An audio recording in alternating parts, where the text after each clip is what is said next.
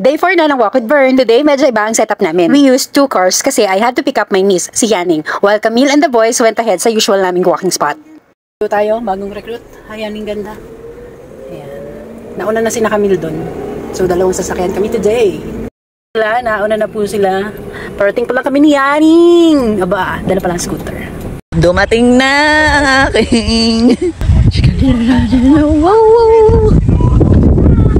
You're back! Yun, ay dalang bola si Yaning! Nice one!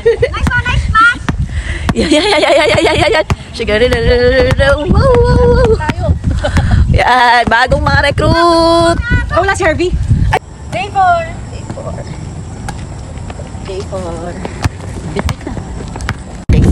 Ay! Entrance pa. Yan. So, nadadagdagan tayo everyday. Day 4 na, buti na lang maganda Day yung 4, weather. Kasi mag-11 na. Ay, mag-11 na pero ano, hindi, I mean, Malilo, maganda. Ganda pa rin, hindi masakit sa balat yung init. Yeah. Kami hindi, for ano lang.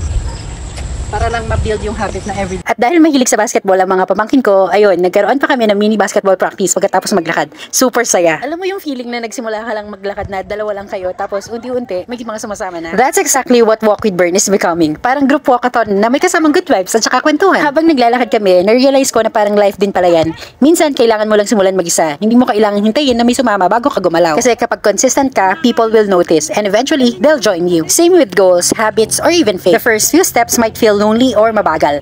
Pero once people see your commitment, your energy becomes contagious. And honestly, yun yung gusto kong i-build with the Walk with Bern. Not just a habit of walking, but a reminder that progress is better when shared. So kung ikaw din, hirap magsimula, just take that first step. Kasi minsan, yung lakad na sinimulan mo mag-isa, pwedeng maging journey na magpapalakas din sa iba.